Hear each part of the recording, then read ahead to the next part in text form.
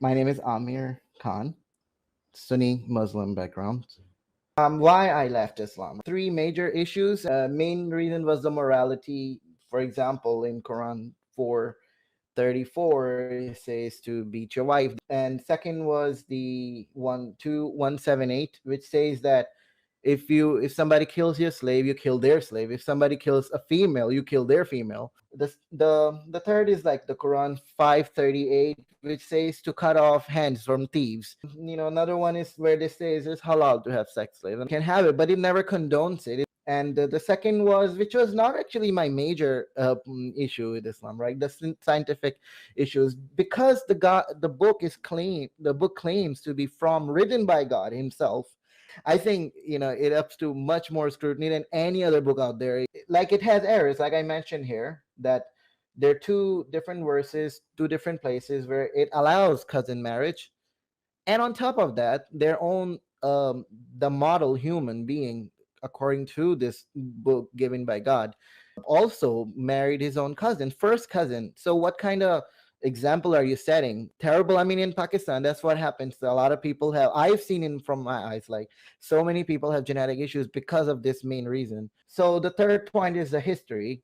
Like, I cannot find any historical accuracy in Quran. For example, Kaaba, they say, is being like built by Abraham himself back in the days. But the thing is, there's no books I can find that actually talks about it, and that's just so the early manuscripts we found, like the Dead Sea Scrolls, right? It doesn't match with the text that we find. There is a big thing, they lie a lot, and I so dislike it. The biggest lie they do is, like, they say that Islam respects all the religions. So number one, it says, this Sahih Muslim, which is 2167a.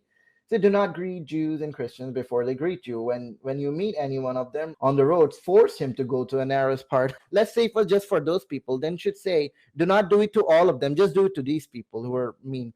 But then I read the explanation for it. It says here, Muslims were ordered to humiliate them. It says Al-Bukhari 2926. Oh, Muslim, there is a Jew hiding behind you, so kill him. So number two is that Muslims did not have access to other scriptures. They say that there was a Christian girl living in his house who used to read gospels in Arabic. There was a Christian who embraced Islam, and he used to write revelations for him. He went back to Christianity. He says, you're just copying what I'm telling you. You don't know yourself. And then the third lies they do is, like, they say that Muhammad didn't borrow anything from others. Muhammad would not have known it. But the thing is, here we go, in Sahih Muslim, he was talking about borrowing like information from Greeks and Persians. He followed it too. Not only he shared it, he actually followed it. And the fourth one is, they lie the most about, is that he did not know how to write. And then there's a Sahih Hadith where he himself is saying, bring me a paper and I will write a statement for you. That was the past. Now the present, why I joined Christianity. So first is the morality. God made man in his own image. I think that's the one of the most important messages out. It shows us that we should respect the human beings because they are image of God, and that's, I think that's one of the bases of Christianity. And the personal experience, I had dreams. I even had dreams when I was young. When I was in Pakistan, I used to have dreams about Jesus. And second experience is, we all Christians know that when you have Holy Spirit in you, you have this feeling of being alive. That I'm saying why I joined Christianity. Which then the history. There's a lot of historical evidence. The fact that Jesus was crucified was, historically accurate. Even the people who oppose it actually talks about it. And we found Dead Scrolls that actually confirm Old Testament, and Dead Scrolls were around like 300 BC at least. And early Christians followed Christianity the way it is today. And then there's evidence to the resurrection. People gave up their lives because of that evidence. So you can say it's strong enough that people give up their lives. People who had near death experiences, there are a lot of people, even Muslims, who experienced something similar, of seeing something that described the heaven of Bible, not the Quran. Nobody ever experienced 72 virgins.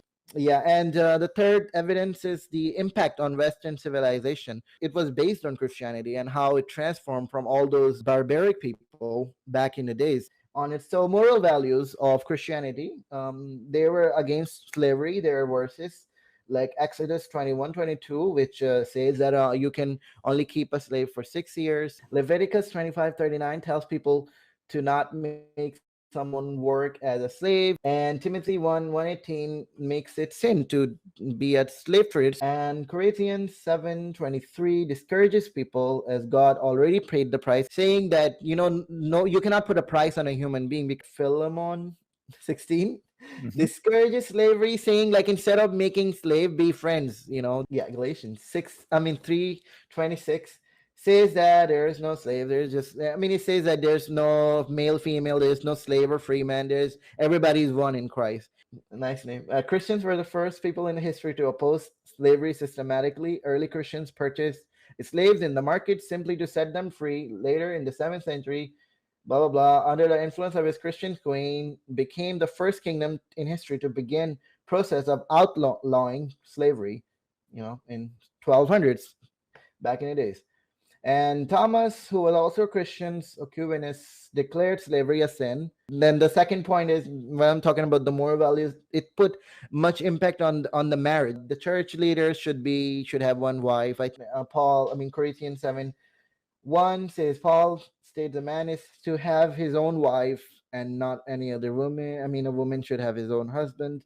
And Proverbs says, an excellent wife who can find is more precious than jewels. So talking about wife is more precious than jewels. Ephesians says, husband, love your wives as Christ loved the church and gave himself up for her. And the human rights, which is, I think, really big.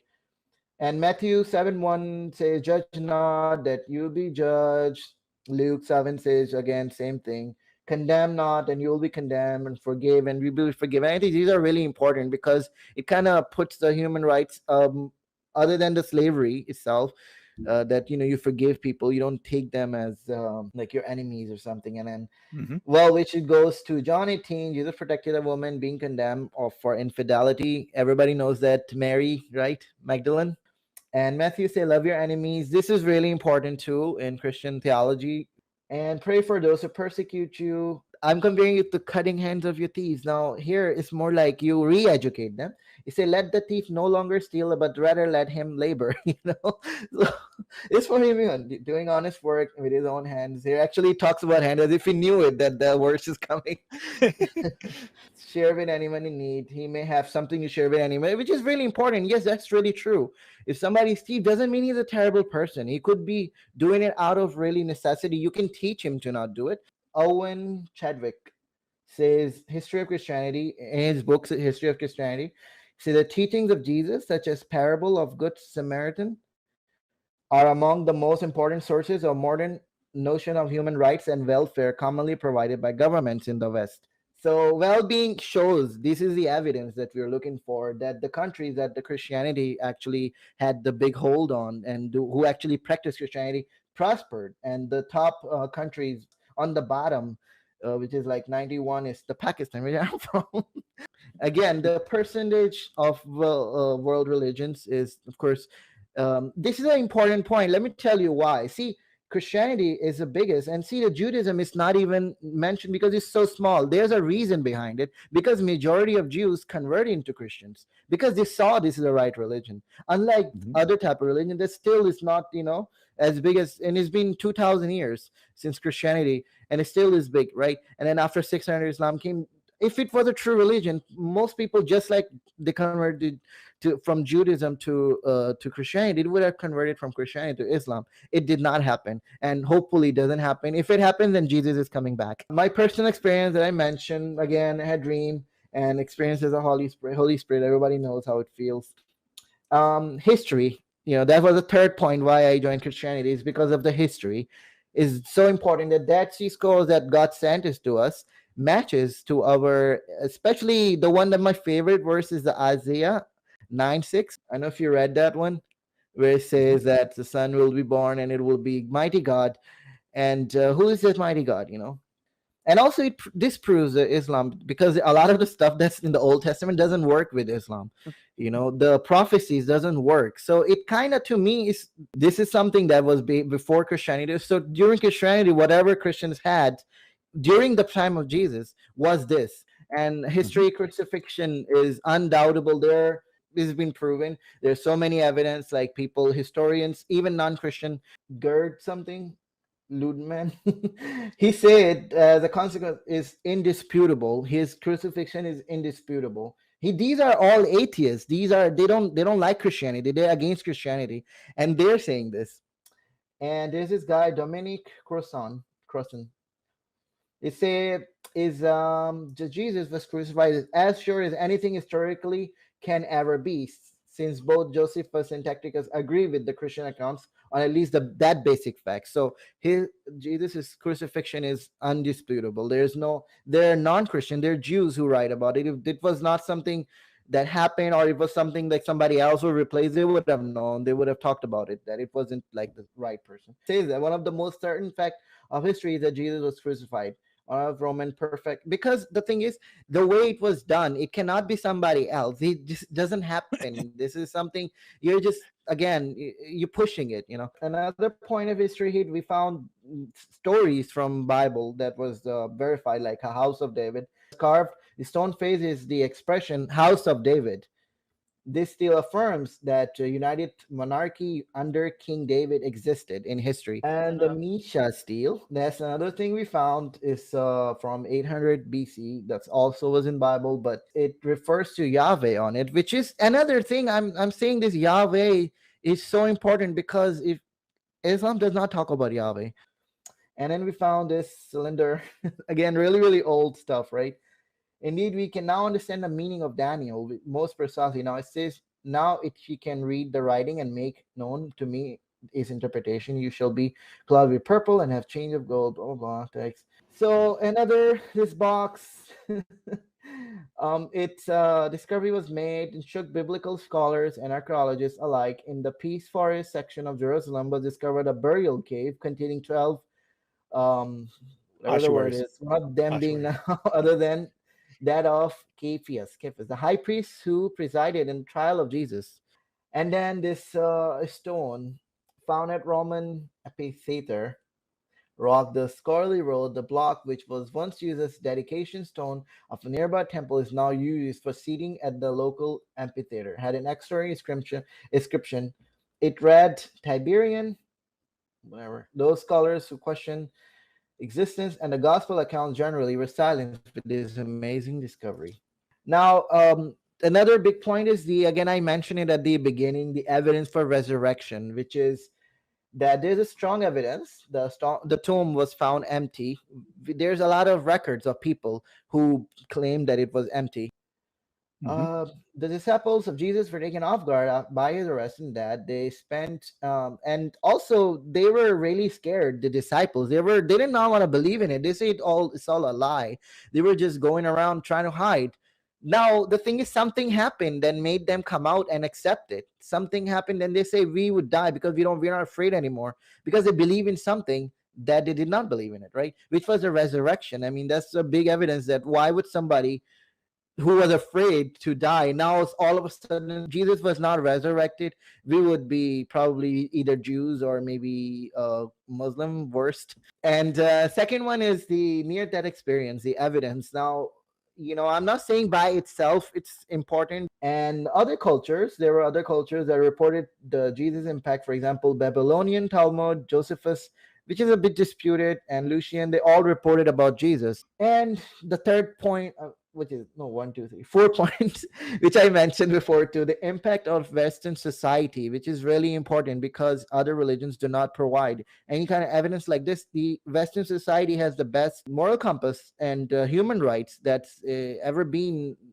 seen in this world. Many of the Europe's universities were also founded by the church at that time. Many historians state that universities and cathedral schools were continuation of the interest in learning promoted by monasteries. Now it is more about like the core theology of Christianity. People have freedom of speech. People have free will that God gave us all. So we can have different opinions. This is my opinion. for me, I'll go like the Old Testament. So reason why we even think, call Jesus Christ, it's not because, I mean, Jesus God, not because we just want to, not because we're crazy, or because we're just making up. It is actually a story that you have to follow. If you read the Bible from Old Testament to New Testament, you will know why it is. So yeah, like it was prophesied that Jesus will come and save, because humans were going out of control, right? Child is born, to us son is given, the government will be on his shoulder, and he will be called Wonderful Counselor, Mighty God. Now in Isaiah 7:14, it says, "Behold, a virgin shall conceive and bear a son, and shall be called Emmanuel," which means God among us. How do we even know God can actually come on earth, right? There's in Genesis 18:1, the Lord appeared to Abraham near the great trees, whatever word it is. He willing to come on earth or not? That's the question. Not is he able to. Able is not even the question here. Is he willing to? And we know he's willing to, because he's done it before. So yeah, that was one thing. Like Lord appeared to Abraham, Yahweh appeared to Abraham and talked to him. Right now we found actually from other than these two, we also found this little script. It's called 4Q24C. It's been radiocarbon to 300 to 100 years before the Christ. So if you don't believe in Bible, okay, fine, don't believe in it. Even though it's like 300 1000 years old, okay. But then we even found this note, which actually talks about Son of God, and it's saying he will be called the Son of God, and we'll call him Son of the Most High, and also his son will be called the Great, and be designated his name. And these are like the texts we found. Now this is New Testament, and why you say why we I mention it, the prophecies that God will come, God will come on earth and be born of virgin. And now we have New Testament where Jesus is saying, I and Father are one. I mean, tell me any prophet or who says me, I and God are one. Like, who says that? Mm-hmm. Mm-hmm. And if you come across, then there are other things like but if I do not believe, then you work. Here it says, Father is in me and I in Father. Who says this? God is in me and I'm in God, right? I mean, I am in Mm-hmm. God, especially in this kind of like a weird statement of some human to say. And again, John 14:6, I am the way, the truth, and life. No one comes to the Father except through me. Like, so let me go to the next one. Mark, the Son of Man is the Lord. He called himself Lord here. Lord means Malik. So even Jesus called himself directly Lord.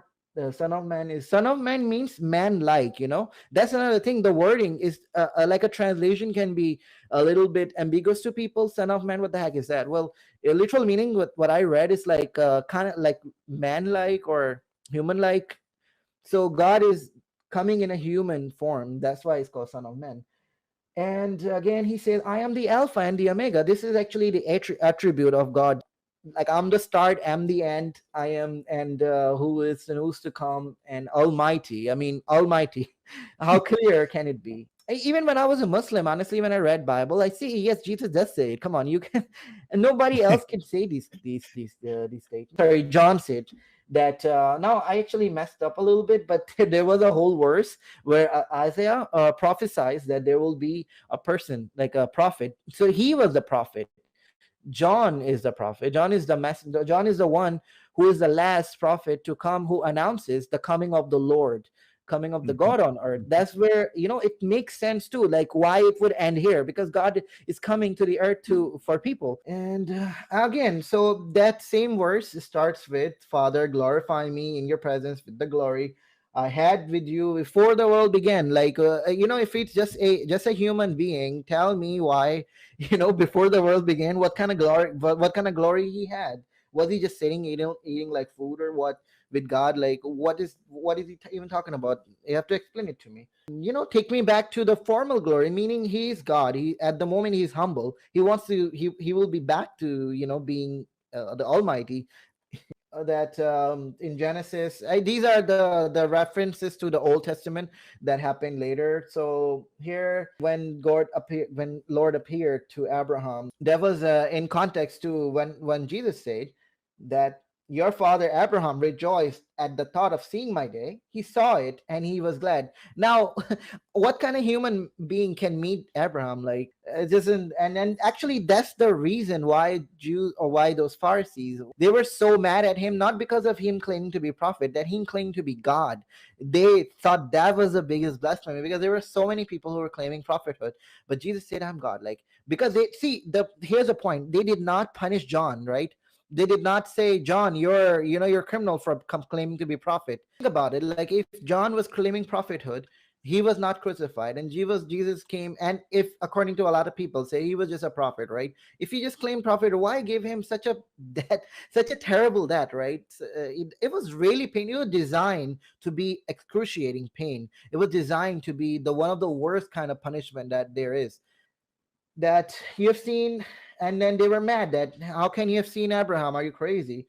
He said, before Abraham was born, I am. Now, I am here, it's not I am like this. It's a letters that actually represent Yahweh, which is the God's name, which actually I just showed. We found 300 or 500 BC, 800 BC actually, before Christ, it was written on a piece of stone, right? So that name has been continued, and Jesus is claiming that name to himself. All right. So, I mean, I explained actually the word Yahweh here. If you see that, where it came from, I am or I will be, the translation is the most adequate, but it's the name of the God in Bible that Jesus claimed. Hmm. See, Hmm. God Himself is called Yahweh. I am. I think, like, for us, we say things like, um, "I think, therefore I exist," Hmm. right? And I think for God to be like, "I just exist. I don't even have to think.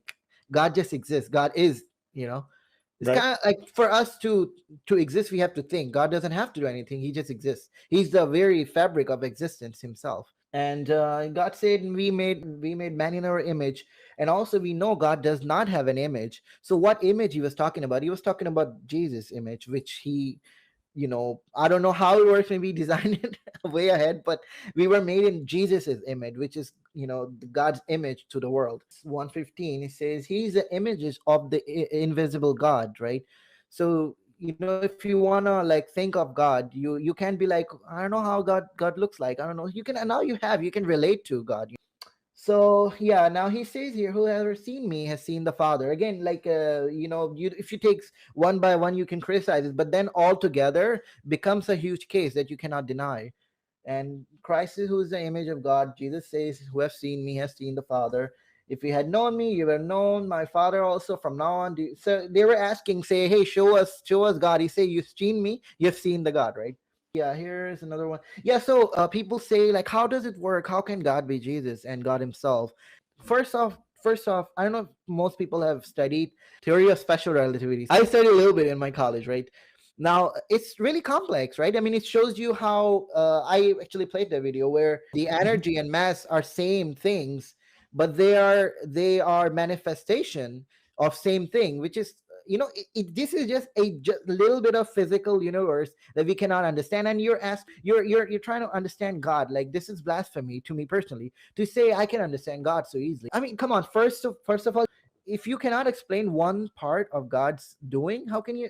That's what Bible says, that you Hmm. cannot understand the work of God, the Maker of all things. When it says all, it's crazy because we don't even know what is all. And also, it says in Psalms that He does whatever pleases Him. So if He wants to communicate with people, He can. If He doesn't want to, He doesn't want to. If He want to punish, He can. And and we know Christianity is the way it was back then by reading the early Christians, like Justin Martin, I mentioned it before, and they all mention Jesus is divine. So there's no way around it. If somebody comes here and says that Jesus was never claimed divinity, then, like, what is, like, even in 50 years people are believing it. So what happened? Like, his message was just so terrible that even one person couldn't understand it. What's the point of sending a quote unquote prophet just to create the world's largest religion for 2000 years? Yeah, anyways, so at the end of the day, the main point of all those verses is that Father is in me and I am in Father. That's the Jesus message. Father and I are one. They are same. Christians believe, like in Quran it says, Christians believe in three gods, like the Son, the Father, and the Mother Mary, which is trash, because in Bible it says clearly The Lord is our God. Lord is one. God is one. It says in the Bible. Why would Christians not believe that? Why would not we believe in our own scriptures? So if Quran says this, the Quran is lying, not us, right? And if there is some sect, a small sect that does believe in something like this, it's not the way you talk to the whole group. You're not gonna go say it doesn't work like this. I mean, Ahmadis in Islamic sect, they believe that even Vedas, which is the Hindus books, are actually divine, right? And now we're gonna say all Muslims or Muslims believe that Vedas are divine, and you're gonna be like crazy. What are you talking about? Just a small sect believe in it. Exactly. So yeah, and I'm saying God is omnipotent, omniscient, omnipresent. He's present us all the time, which you cannot understand here. How can God be present with us all the time? And here it says, "And do I not fill the heavens and the earth?" declares the Lord. And in Psalms, "Where can I go from your spirit? Where can I flee in your presence?